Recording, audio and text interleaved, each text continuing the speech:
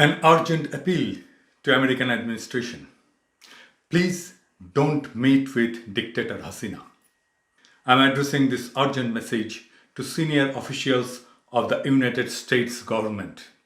You are aware that the fascist and illegitimate Prime Minister of Bangladesh Sheikh Hasina is currently visiting your capital, Washington, D.C. We have learned that she has been frantically trying to meet with senior officials of the United States government. We also have heard that a certain government of our South Asia region is making efforts to help organize such a meeting.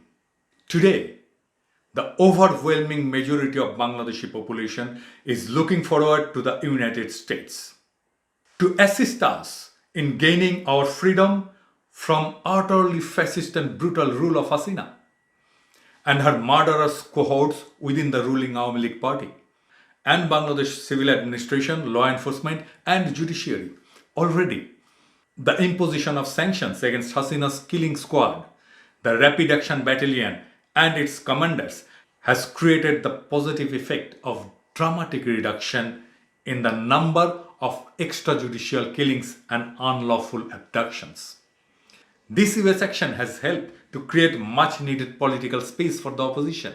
More recently, visa restriction actions by America are having a salutary effect in terms of restraining those people in the ruling coterie from committing acts prejudicial to holding the upcoming parliamentary elections in a free, fair and participatory manner. People of Bangladesh from all walks of life are massively celebrating the US actions. Today, after 15 long years of Hasina's undemocratic and tyrannical rule, sustained by political support and two-way corruption relationships with Russia and China, and to a great extent with India, people of Bangladesh are finally on the verge of regaining their lost democracy and human rights. Thanks much to American action, our political struggle has reached a crucial stage. This is not the time for any senior official of America to meet with the Belgrade Prime Minister Hasina. Highly placed US officials have already seen her numerous times, including at the United Nations last week. Nothing good came out of these meetings.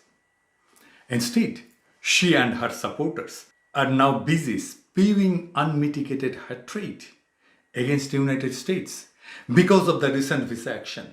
You should recall that Hasina herself launched egregiously false propaganda against the United States by claiming that US demanded a military base in Bangladesh offshore St. Martin's Island. And her refusal to agree to this demand was the reason why the US wants her out. The US administration, including the State Department and the National Security, have categorically refuted Hasina's absurd claim. The primary reason why Hasina is seeking a meeting with senior officials of the American administration is to make a last-minute plea to allow her to stay in power by suspending and reversing American actions and let her rig the upcoming elections, as she had done in 2014 and 2018. She would perhaps argue that if she is pushed out of power, there will be a large-scale breakdown of law and order in Bangladesh, including attacks on the minority. She will say this will lead many of her supporters and members of minority community to flee the country and seek refuge in India.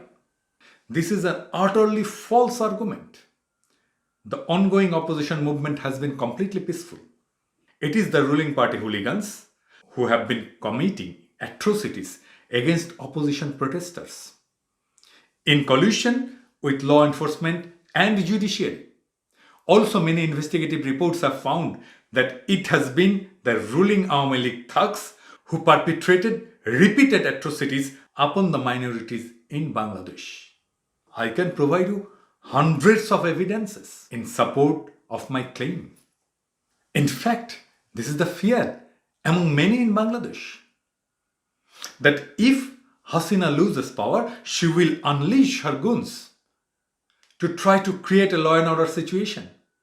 This is why The recent US visa action is both topical and timely.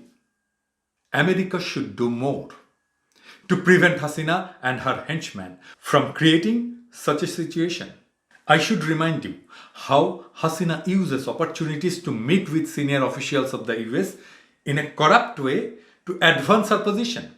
Recently at G20 summit, President Biden was courteous and generous enough to take a selfie with Hasina and her daughter. In no time, Hasina's ministers and party leaders proclaimed that she has made a deal with the US at the highest level. Even they marched on the streets with the large banner with the selfie printed boldly thereon. This had the intended effect of raising the morale of her partymen and deflating the enthusiasm of the opposition. It was only the recent visa action that reversed the situation. If any senior American official meets with her at this stage, she will play the same dirty public relations trick for the same objective of boosting the morale of her murderous supporters and to pour cold water on the opposition movement.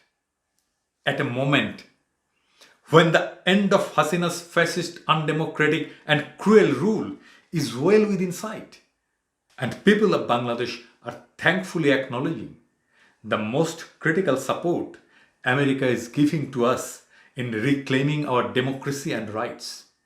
The last thing you should do is to grant her an audience and thereby empower this brutal dictator to practice her filthy public relations.